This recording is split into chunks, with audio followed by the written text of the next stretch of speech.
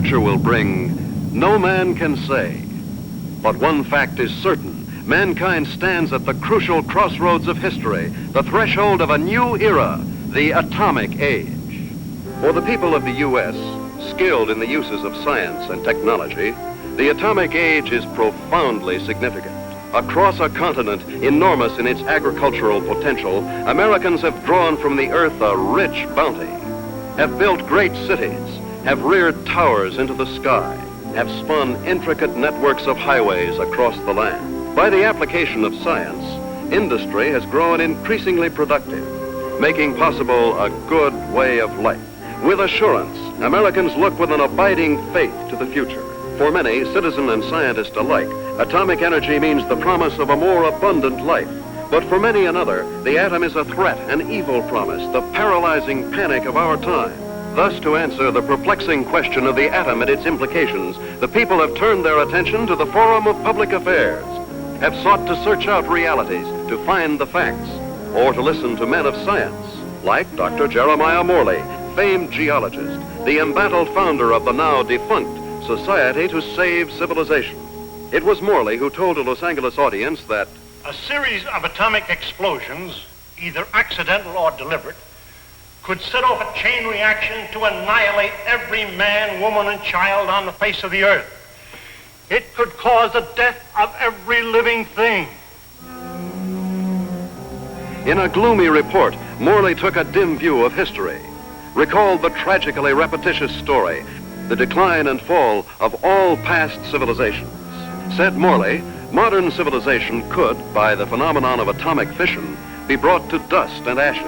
For example, if an A-bomb were detonated at the Empire State Building, the area of total destruction would cover an area of 2 miles. Now, since the A-bomb is already obsolete, consider the area of total destruction of an H-bomb. And science has promised us bombs 1,000 times more powerful, poisoning with radioactivity all the air and water of this earth. This could mean not only the end of our own civilization, but the very possibility of any future civilization. What are we going to do about it? I'll tell you what I am going to do about it. I have a plan to preserve human life on this planet. I hope you will join with me in carrying it out.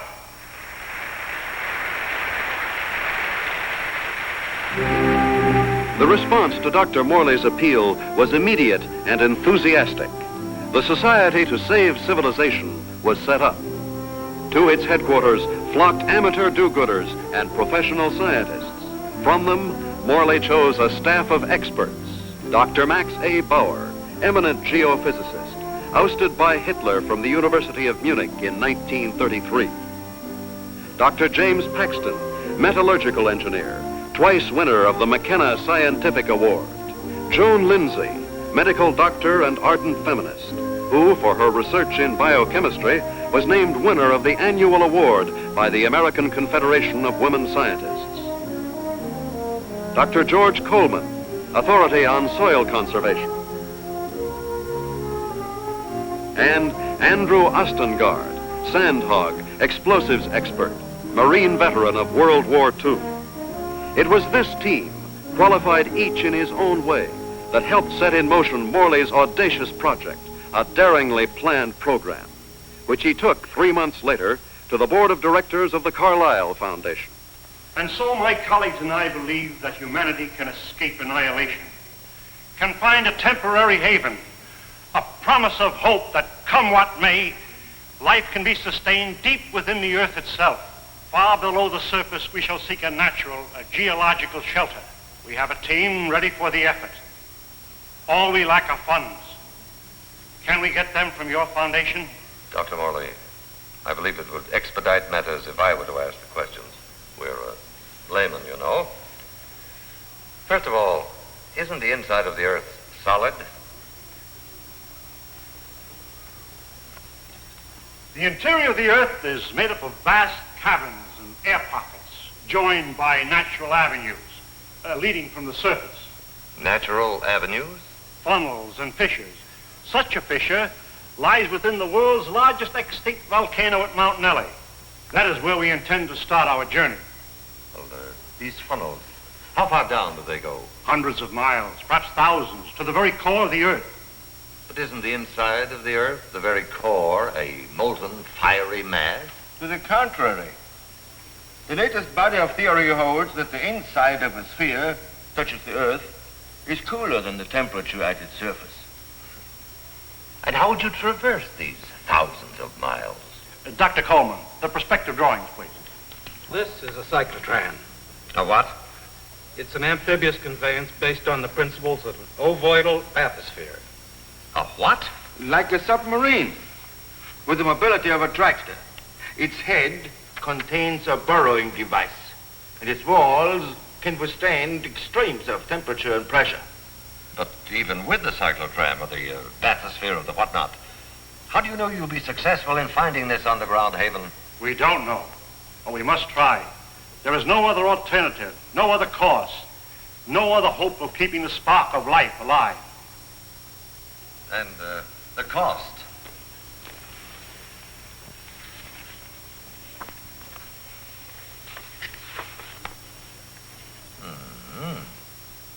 That's a lot of money, Dr. Morley.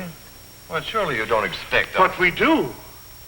I know you and your committee mean well. Mean well? Next you'll be calling us starry-eyed idealists. Dr. Lindsay, you're out of order. The whole world is out of order. And I suppose you and your associates can set it right?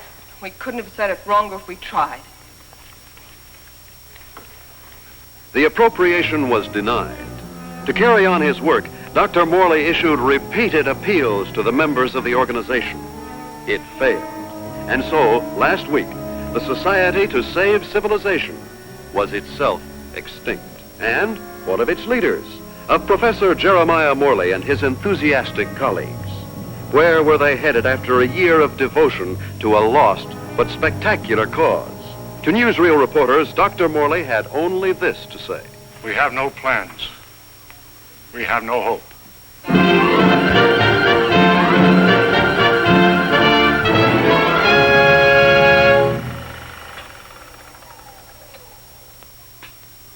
Better stand by, Frank. We may want to run that again. Well, gentlemen, what do you think? It's like asking a man what he thinks of his own obituary. I thought you'd like to see it before its release in case you had any objections. Now he thinks of our objections. You've been crucifying us for a year, Mr. Thompson, in the newspapers you edit, the magazines you publish, and the syndicates you control. And now this newsreel. Just a minute, gentlemen. You seem to have me confused with my father. He dictates the policies of our publications. Like father, like son. Nothing, Dr. Bauer, could be more unscientific. As a matter of fact, my father and I never see eye to eye on anything. So he's the villain of the piece and you are the hero. Quite the contrary. My father has all the virtues of our society. He makes the money, I spend it. The large occupation. Oh, I have no occupation. I'm strict. You wouldn't. That idea of yours, Dr. Morley, about exploring the inside of the Earth. You know, I'd like to try that, just for the kicks. I'm sure you wouldn't find it very exciting. Oh, I don't know. Gentlemen, I came here tonight with a proposition. I have some money of my own. I would like to finance your project. Are you serious? Sit down, my boy. There's one stipulation, however. I go with you. And what could you do? I'm afraid you don't realize what you'd be up against. Going 1,000 miles inside the Earth, just to satisfy a whim? Gentlemen, you act as if the fate of humanity hung upon you granting me this whim.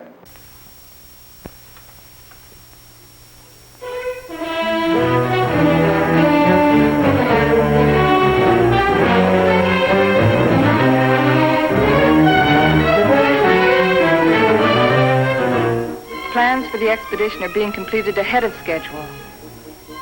And Morley is pleased with our progress. The cyclotram nears completion. Adequate nutrition in concentrated form has been perfected. And for an auxiliary water supply, the Sloan H2O condenser will be used. By the study of our laboratory animals in a new environment, we expect to gather important scientific data. At last, the cyclotram is ready to be loaded aboard the SS Aurora.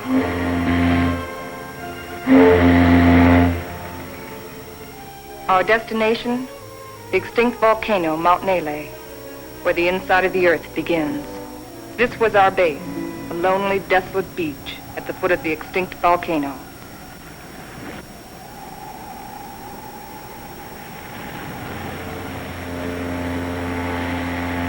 Well, let's go.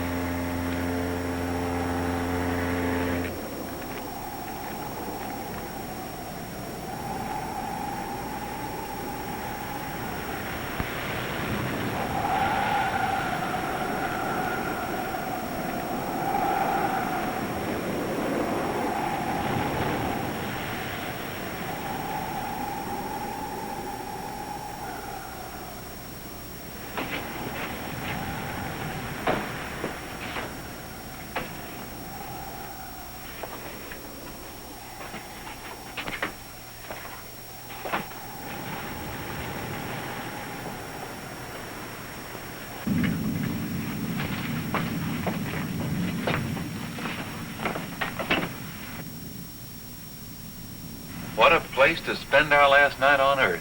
You sound like we'll all be dead in the morning. It's a possibility if we stayed here.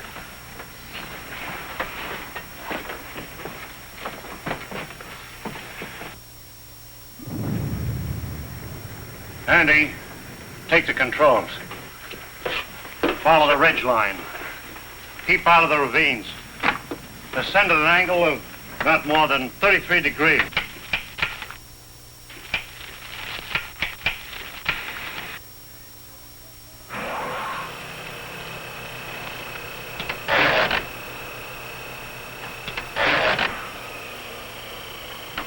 Something's wrong.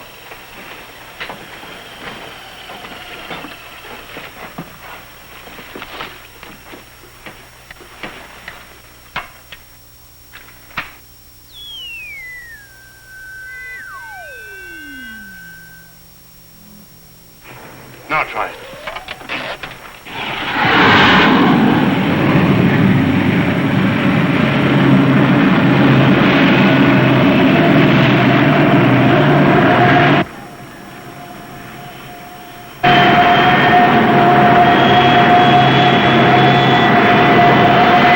Sustain 2,000 RPM.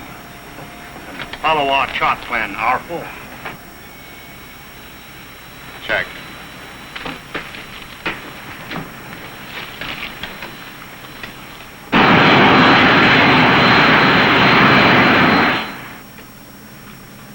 What's our elevation now? Approaching 6,300 feet. Angle of ascent, 19 degrees. Speed constant, 2,100 RPM.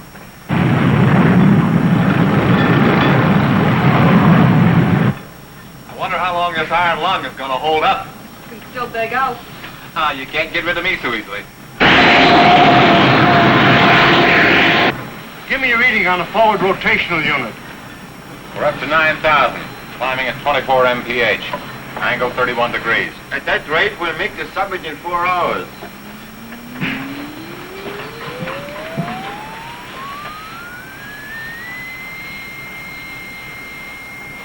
Dr. Morse, we are meeting some unstable isotopes. Increase the lateral unit to 12,000. Hey, this is getting rough.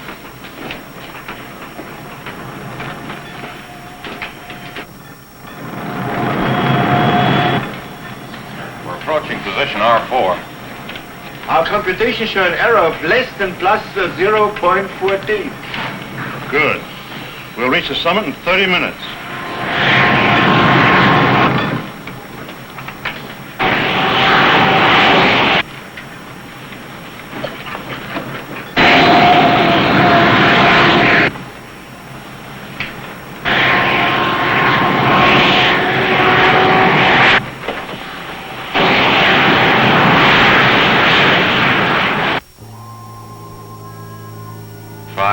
And 27 minutes.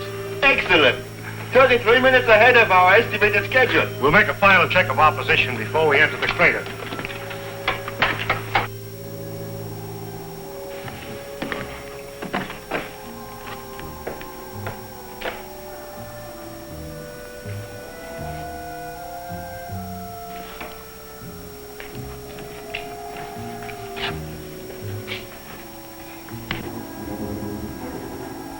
glad the professor picked this volcano for our expedition. Maybe this one could come to life, too. No, not a chance. No bet on it.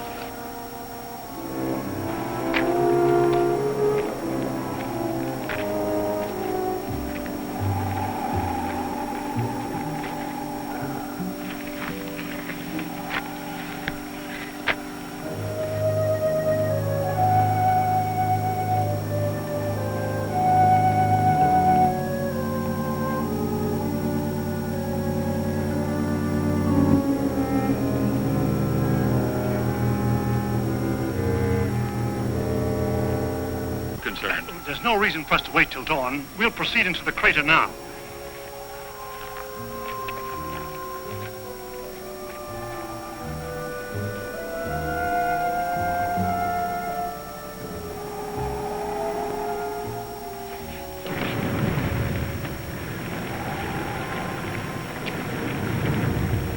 Just one last look at the earth. Yeah. What a way to remember it. Follow the downward spiral. Keep to the inside ledges. Speed 1,200 RPM.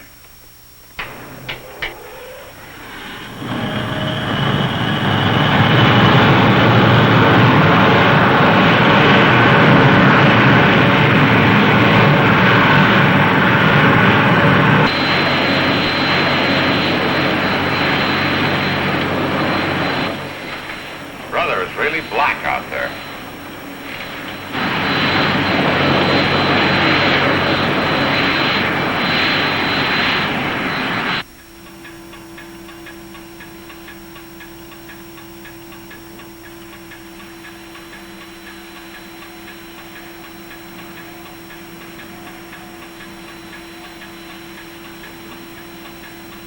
As we descend ever deeper into the volcano, I have observed no unusual physical symptoms. Paxton seems withdrawn, irritable, but with such an annoyance as Wright Thompson present, the condition may not be considered abnormal. The descending ledges are getting awfully narrow. We must be at position R18. Yes, we are. Cut the switches.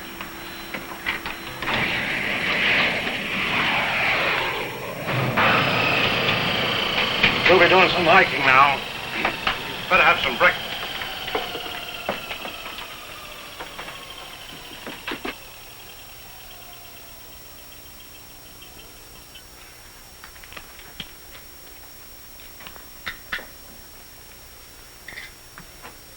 Rise and shine. Morning. How can you tell? Breakfast is served. Breakfast. Well, I've always said there's nothing like starting off a hard day's work than with a good breakfast. Hey, Doc? How would you know? You don't like my kind of guy, do you? Not very much. But I'll make an exception of you. You I don't like a lot. Coleman, take the controls. We'll scout the way on foot for you. Follow on down along the widest ledge.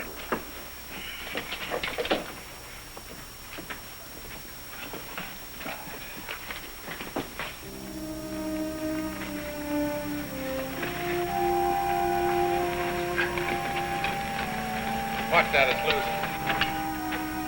What's the matter? I don't like it. What did you expect in here? A Garden of Eden? I'm not talking about volcanoes. I mean Wright Thompson. He doesn't belong here. None of us belongs here. We're doing what has to be done. He doesn't feel that responsibility. He's just a useless piece of excess baggage, a selfish thrill seeker. But without him, there'd be no expedition. Pardon me.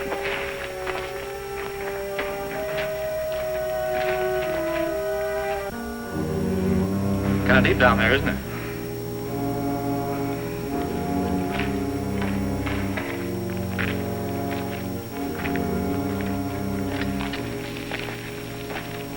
Nice friendly bunch, those scientists. Oh, what's your trouble? Oh, nothing, but don't they ever talk? Not unless they got something to say. That's the way it is with smart people. Maybe they're not so smart. Maybe they don't know what they're doing down here. Listen, Buster. Each one of them has taught us more colleges than you've flunked out. So what are you doing down here among all those brains? I managed to make myself useful. It might be well if you did the same thing. Doing what? This.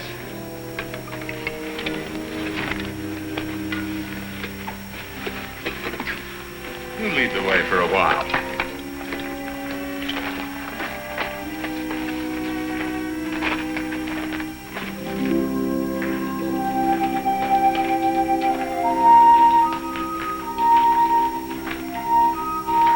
We've hit bottom. Rock bottom. Hello, Coleman. Coleman. Come in.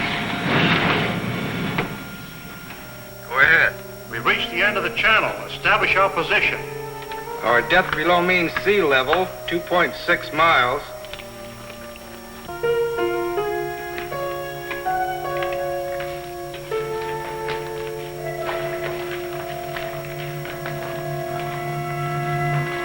The Yangstrand Underground Geological Expedition reached this point June 12, 1938, and was unable to proceed further. Why anyone who follows us should want to go further, we do not know, but we assume that they have good reason for doing so. Good luck. If Engstrand were living today, he'd know the reason. The world has changed since 1938. The world has changed since yesterday. We better get to work.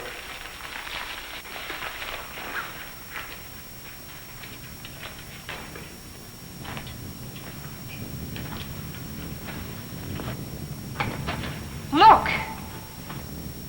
That's pressure from the other volcano. We'll have to work this side.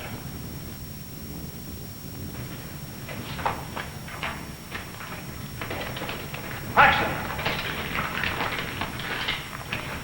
Yes, Dr. Morley? Start making density readings on that wall over there. Yes, sir.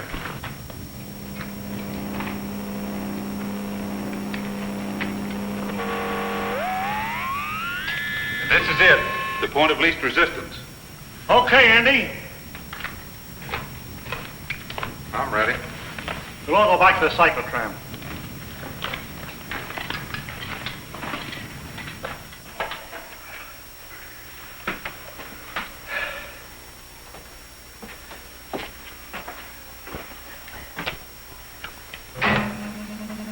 Fuses 1 and 2 set.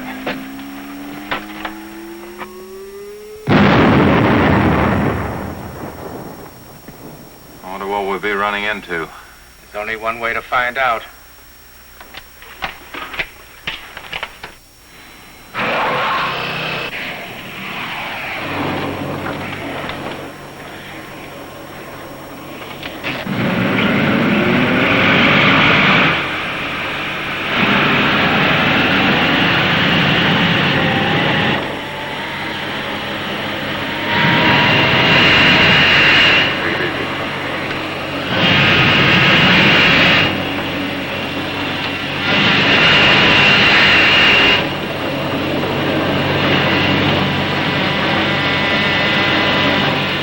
Broken through.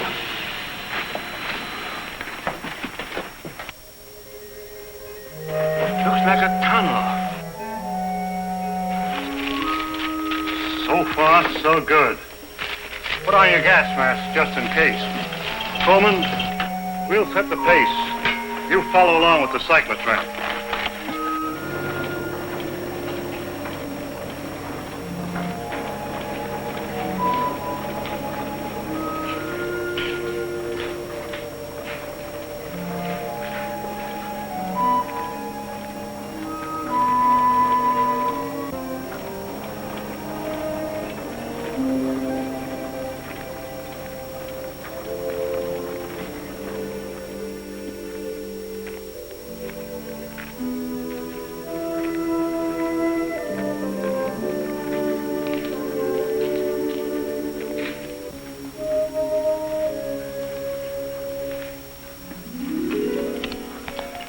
The air is fresh and clear. You can take your masks off. Pressure seems normal.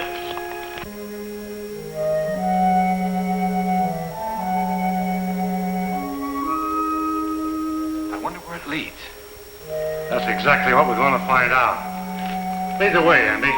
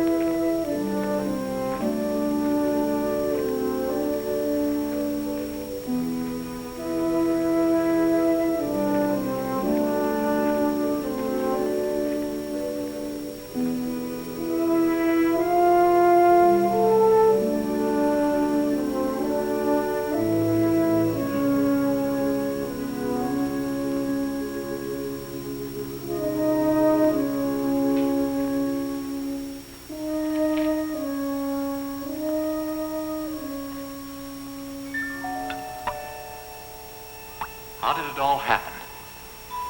Long time ago, the earth above was covered with water. And when the sea vanished, it left great limestone deposits behind. Was all this limestone? Yes. And then the water gathered in underground streams and carved out the soft limestone. Drop by drop, year by year, the water dissolved the stone. Each drop carried a tiny particle of sediment. That's what formed these columns, about an inch every 1,000 years. Well, how long did this whole process take? About 200 million years. Hello, Coleman. Coleman, bring up the tram. We'll proceed from here.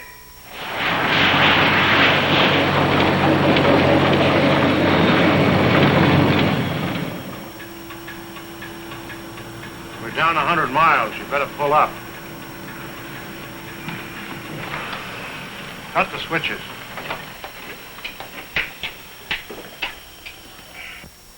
It's funny. When we first got here, I felt a sort of exaltation.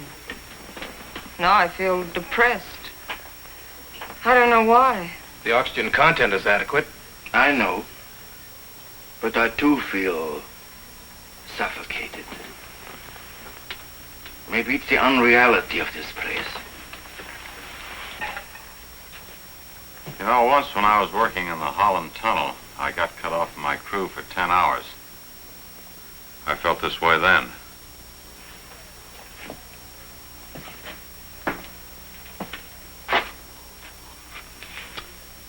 I think I know what it is. It's loneliness. It's a feeling of a person away from people. I felt it on the top of a mountain in Tibet, in the jungles, and on the Arabian desert.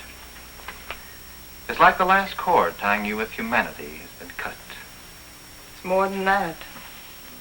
People have dignity only in relation to many other people. Alone, a man is as useless as any rock out there. No, you're both talking nonsense. Nature doesn't influence man. Man influences nature. One man, one strong man, can change nature. Ah, you're wrong, Dr. Paxton. It isn't one man. It's many men working together. Right, teacher? Men together are no more than sheep. One man standing alone leads the way. Then the sheep follow. Please, gentlemen. Well, I'm please. embarrassed for all of you who call yourself scientists. Swayed by a self-indulgent young fool. I'm going ahead. I hope that by the time you catch up with me, the atmosphere will have cleared the cobwebs from your brains.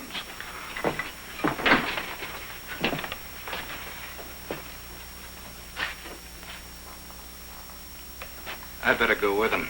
It isn't safe for a man to be alone down here. Ah, he's all right. He's the leader type. I'll go with them anyway. There wouldn't be leaders if there weren't sheep like me to be led.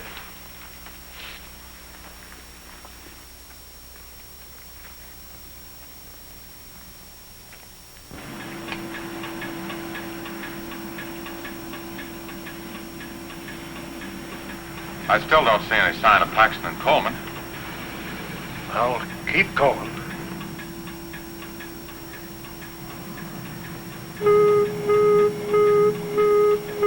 Gas! Gas! Paxton and Coleman. They forgot their gas mask.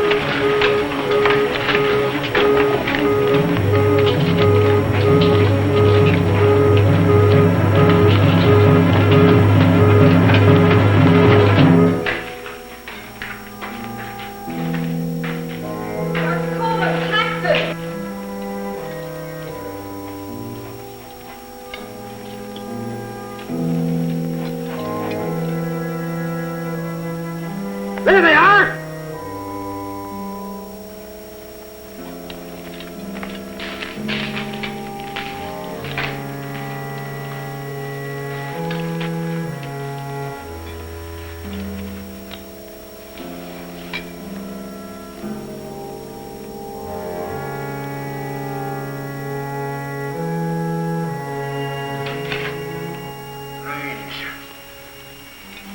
Digging a grave 110 miles under the earth.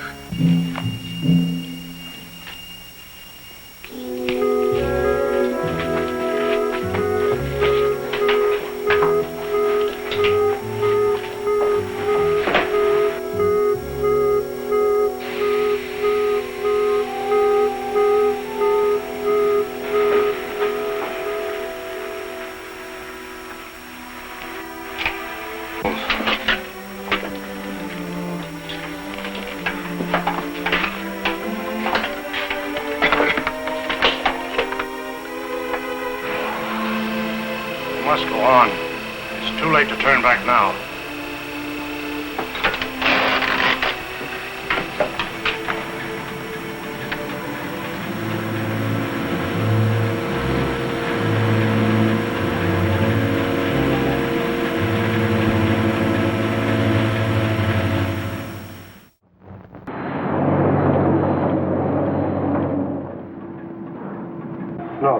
Andy?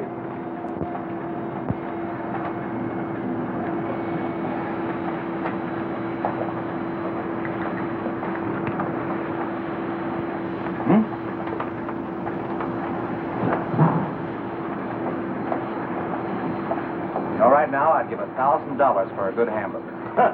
And another 1,000 for onions on it.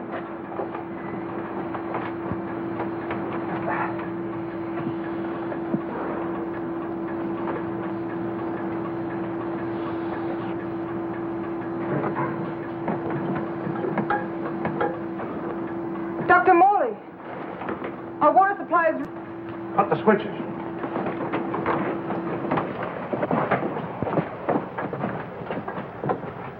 Polluted by the gas fumes. Yeah, somebody left it open. Back there just before Paxton and Coleman took off. I guess I forgot to close it. Oh, you... Andy! It was an accident. An accident? We may never find water again. Now I suppose you'd give $1,000 for a glass of that. Andy, there's a job to be done. We've got to find water fast, and in this area. Yeah, I know. We got about a chance in 1,000 of finding it.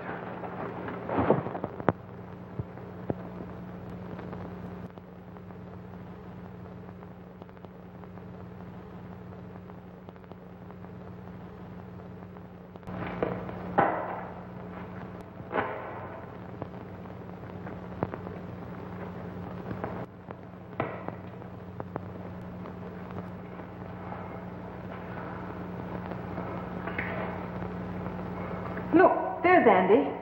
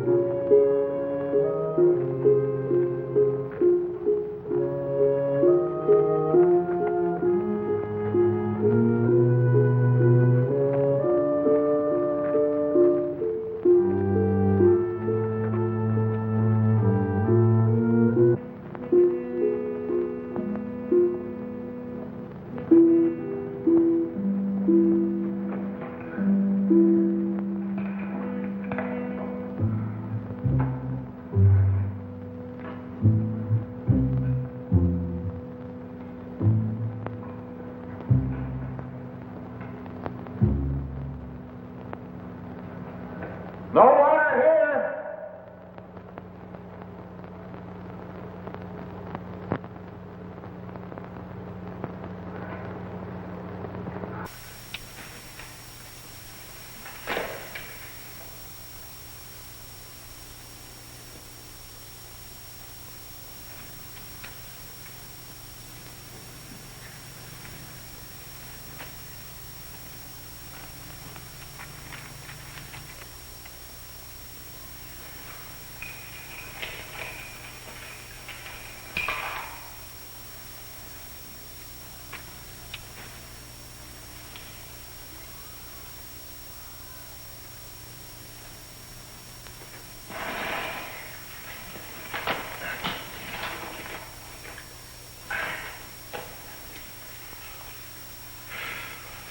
Thing like this enough to drive a man stir crazy. It's no use. 240 miles inside the earth. Yeah, and no water.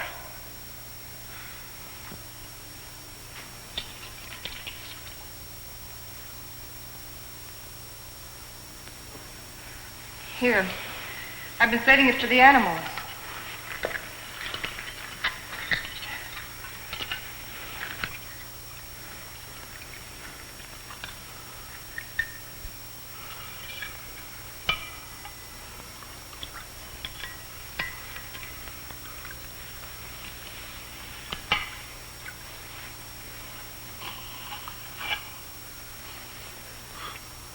Go ahead. Enjoy yourself.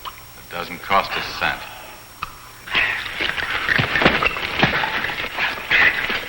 Stop it!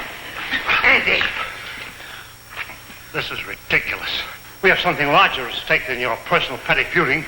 Now, you two can come with us or stay here and kill each other. I'm going after the cyclotron. Never mind. I'll go get it.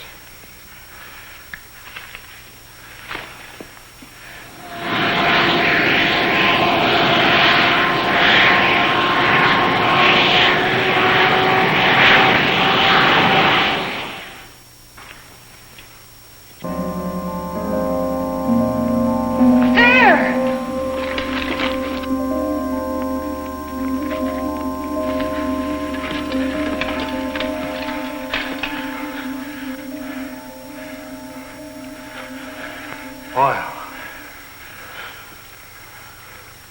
Listen. Sounds like running water. But where is it coming from?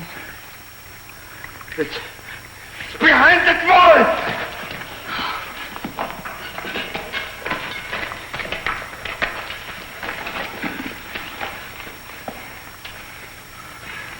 It is running water. Well, why don't we go through the wall with a cyclotron? No. There's this brother. There's still such a thing as too much butter. It could be an underground sea. Andy,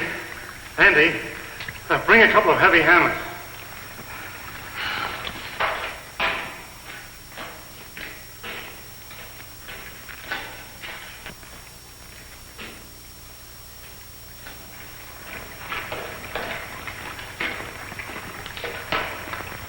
What's up, Professor?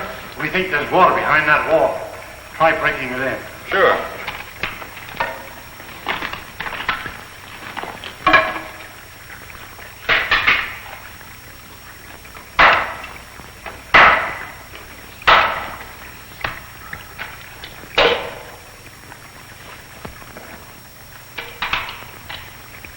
I brought 2 hammers, you know.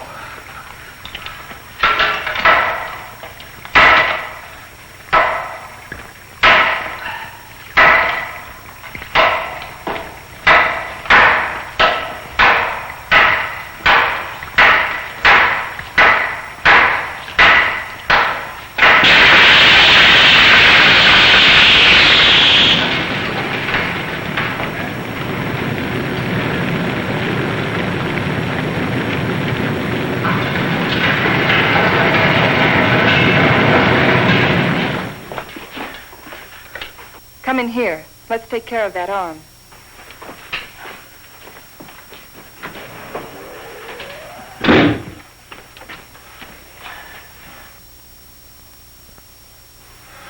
The outside temperature's rising fast. It's up 280 degrees now. It's as if it could go on forever.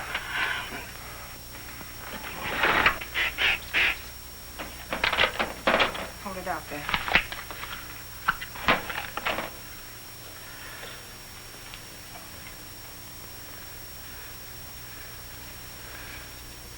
Outside temperature. It's dropping fast. The outside pressure's dropping, too. Good.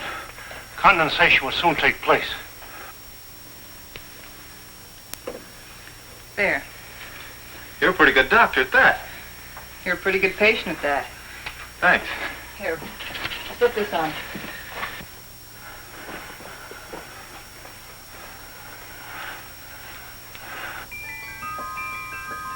It's water. Look.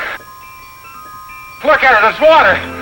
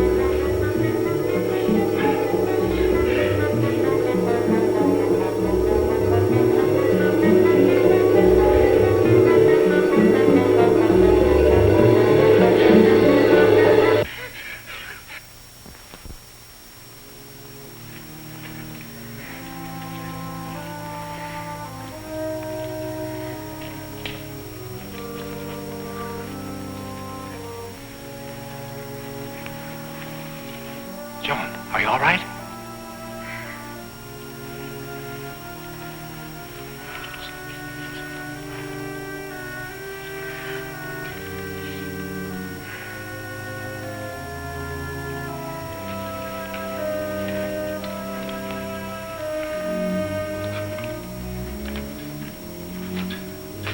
Well, what shall we do now?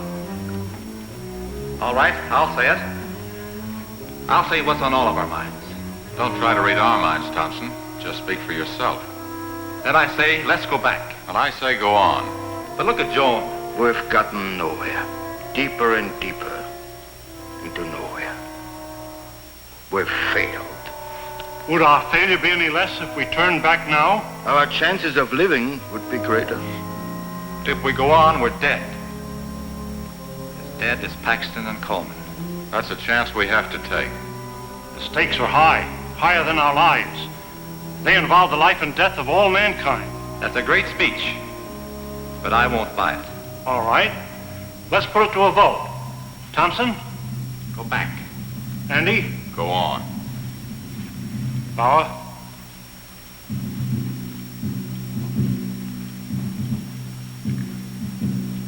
Go back. Go on. Seems to be a deadlock. I suppose none of us would like to reconsider? Doesn't woman suffrage count here? What do you say, Joan? I say go on, and let's not waste any more time about it.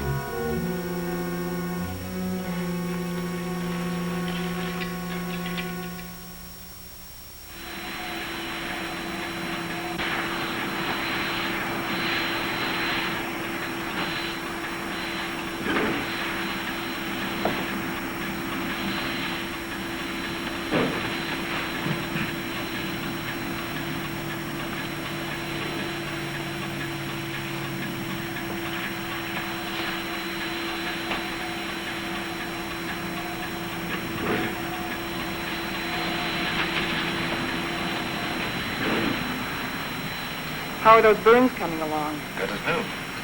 How are you, Doc? Oh, I'll get by. Here. What's it for? Does it have to be for something? Does everything have to be functional? It's a good luck ring. Saved my life in Tibet. Here, take it. Why give it to me? Haven't you ever been romanced before? Not 900 miles below sea level. Then it's about time. If there were any flowers around here, I'd pick them for you. There's a highly scientific theory which states that if any man and any woman are cast away anywhere for any length of time, sooner or later they think they were in love. That's what's happened to you. If that theory has any value, it should apply to you. Does it? No. Well, I guess I need a little more time. We'll talk about it later.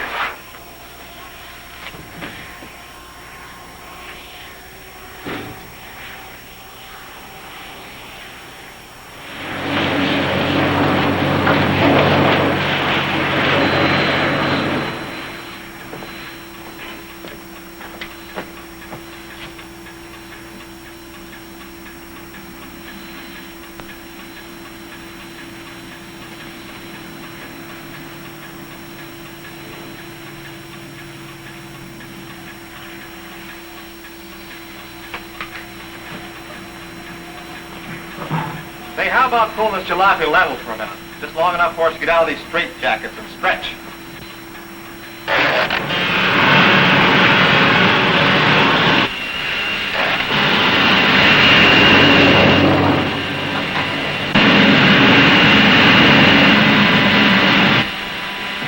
How much longer is it going to be like this? Oh, right. What difference does it make? Plenty. If it's going to be like this the rest of the way, why go on? Why waste time? That shouldn't make any difference to you. You've never done anything but waste time. Listen, you meathead. Just because you're a sand hog that likes to go groveling around in the ground. And you're a mountain goat with his head in the clouds. Stop it, both of you! I've had enough of this.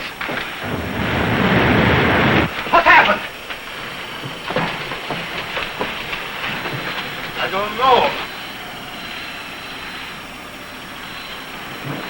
It's much water.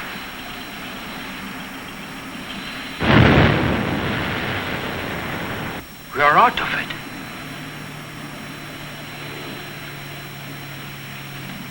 This might be what we're looking for.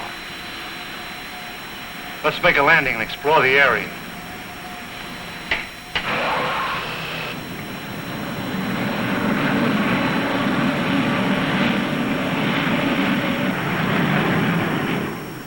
It's got a high calcium content, but it's drinkable.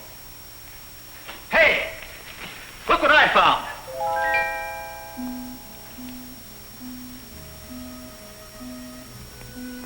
They're cave pearls.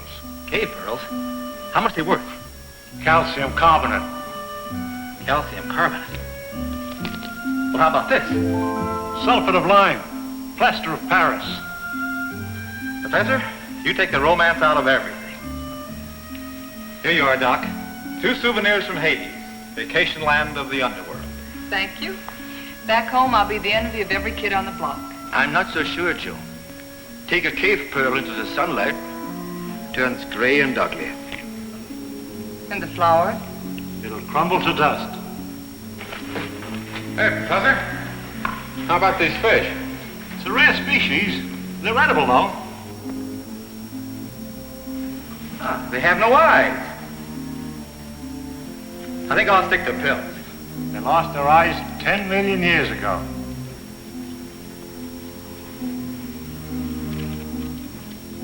What kind of a place is this? Flowers that crumble to dust in your hands. Stones that look like pearls. Fish without eyes. Nature sure a practical joker. I suppose you could have done better? 10 million years, I couldn't have done worse.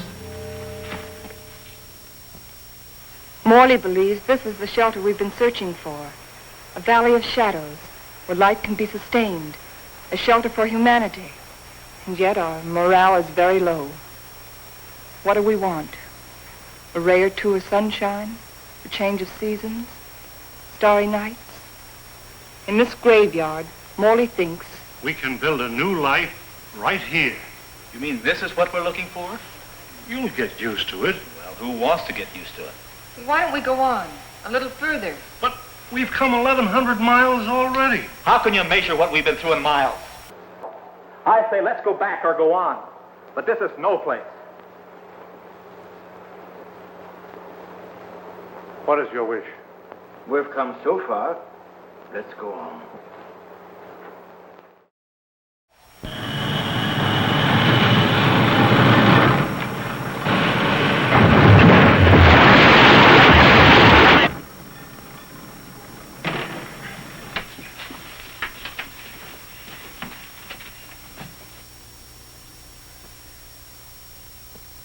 Well? Which way do we go?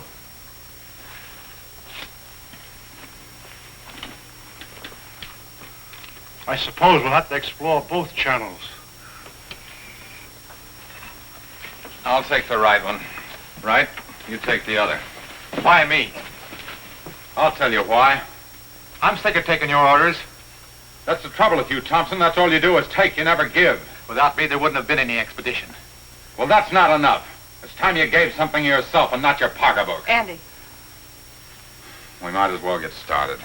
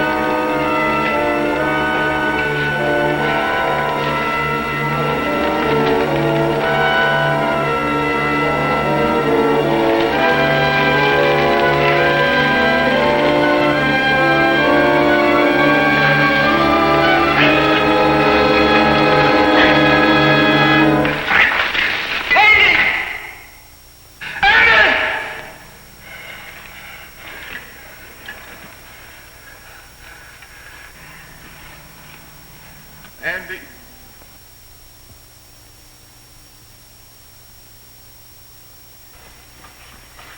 You're supposed to be taking it easy. Try to get some rest. Listen to me, Wright. You've been like this for days. How long can you keep it up? He didn't like me any more than I liked him. Yet he saved my life. It doesn't help brooding over it.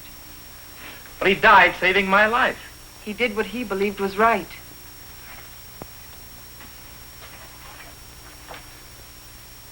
My trouble was, I never believed in anything. You can start now.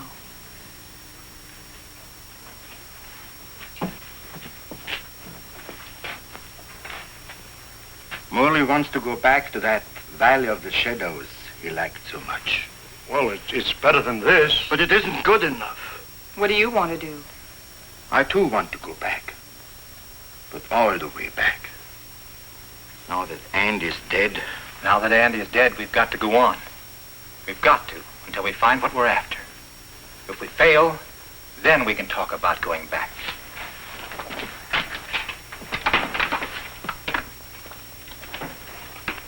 Over there. Good.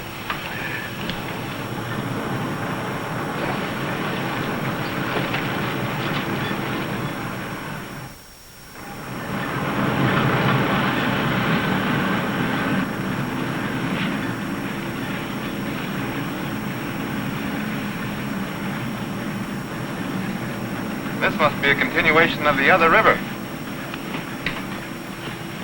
No, I think it's just a seepage product. Listen. What's that?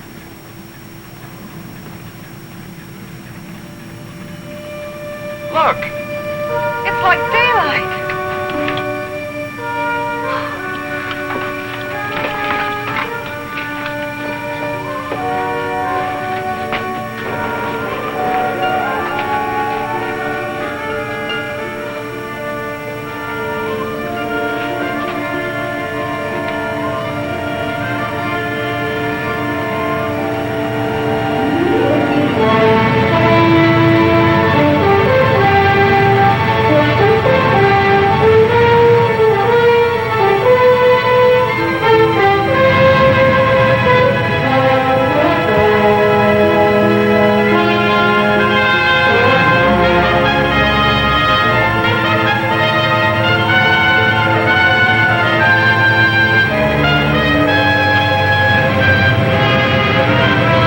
Like a dream after a terrible nightmare.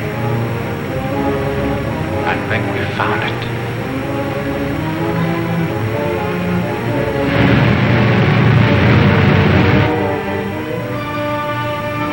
Promised land.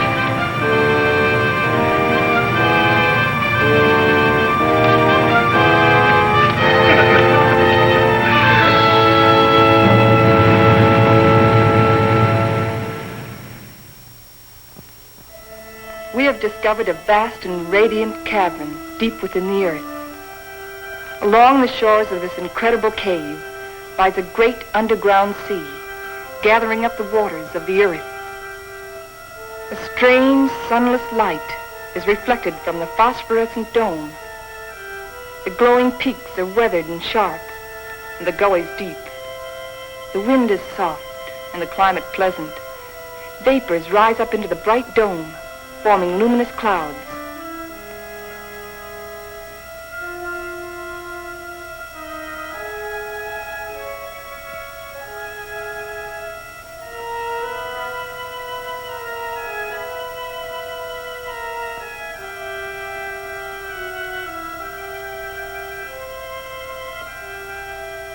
The area is rich in chemical resources. That means power and industry, according to Bauer. And Wright says a real estate boom is on.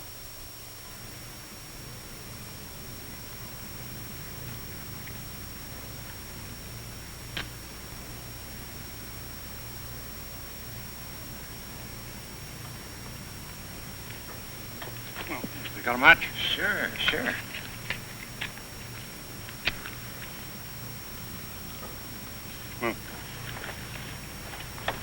How you coming, Professor? Uh-huh. Still feeding those rabbits? They eat like pigs. Small wonder. They're expecting in a couple of weeks. All of the rabbits? No, silly. Just the lady rabbits. Tell me more. Here, make yourself useful. Get some more water.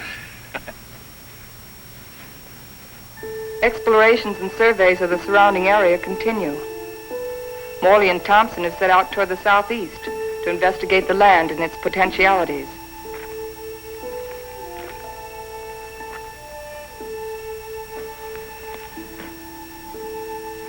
This is a strange kind of sand. That's not sand, that's volcanic ash. The ash will make good fertilizer for our crops. Crops? Let's face facts, Morley. This is a desert. The very word means deserted by life. And you talk about crops. It can be irrigated. This country has everything. Water, soil, air, heat.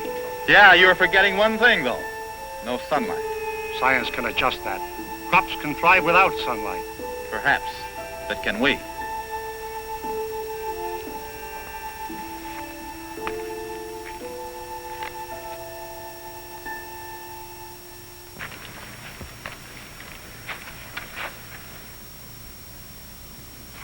What sort of species is it? It's the fossil remains of a species of lungfish. He breathed by means of both lungs and gills. When he came out of the sea 400 million years ago, he was the ruler of the animal kingdom. With his lungs, he was a pioneer in a new way of life. How did they become extinct? Like some of us on Earth, they seem to hurry the process of extinction. Let's get out of here.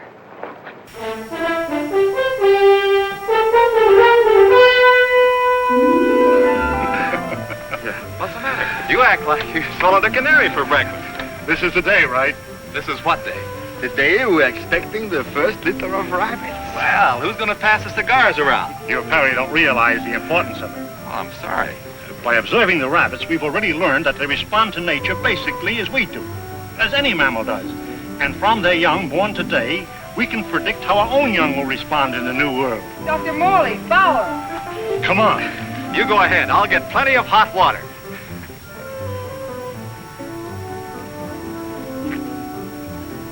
Well, how many boy rabbits and how many girl rabbits, huh? What's the matter?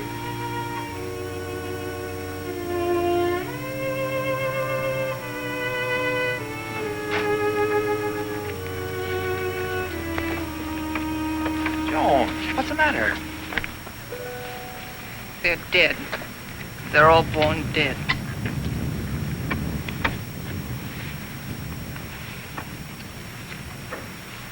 I can't understand it. Why? Why? There must be some cause, some biological reason. We've been searching for causes. Our investigations have been checked, tests rechecked. Examination of genetic tissue proves that all experimental animals born here are sterile.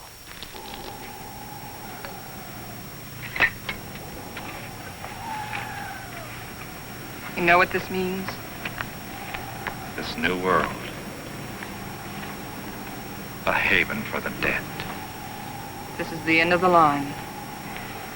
Now we know that the human race cannot reproduce itself in this underworld region. It appears our mission is a failure. Then we can't stay here. At least one generation could. And after that, what? The end of humanity. That I won't accept. Neither can you run away from facts.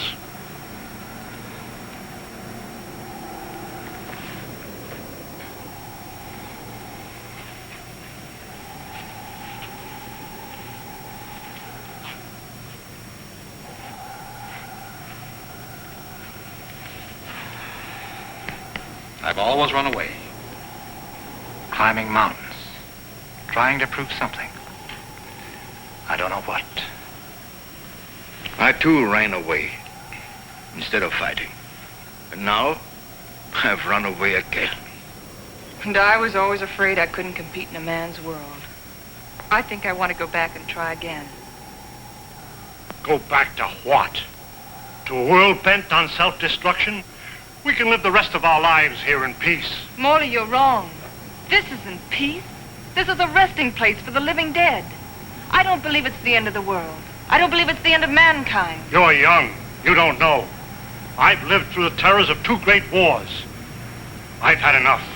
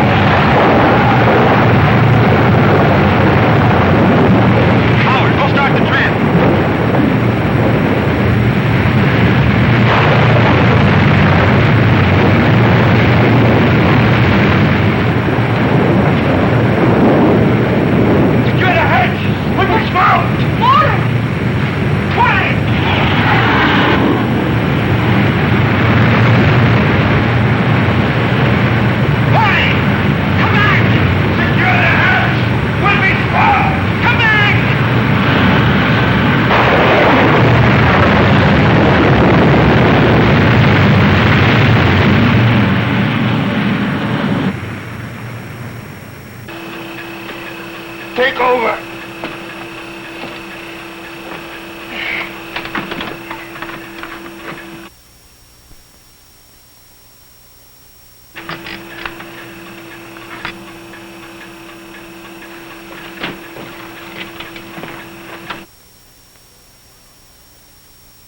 Something's wrong. Something's pulling us down.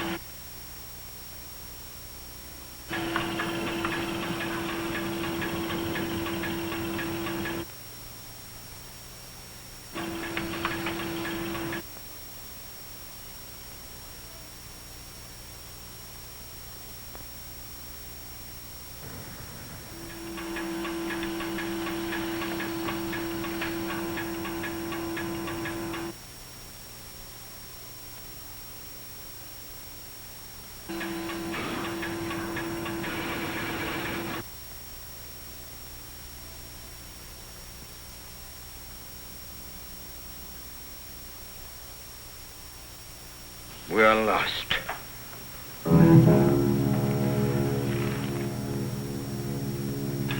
We're in a blind alley. Ever since we started, we've been in a blind alley. We can't bury ourselves in the earth and expect to live. Maybe that's the secret. Morley understood. Strange. We didn't know it before. I used to be afraid of death. I was afraid of life.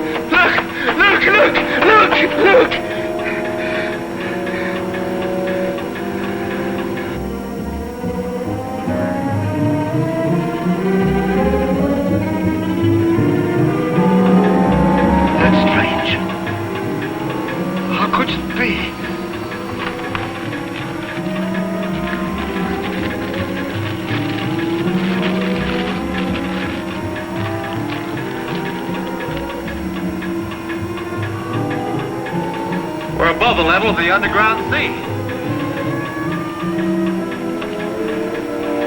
We found a channel to the upper ocean.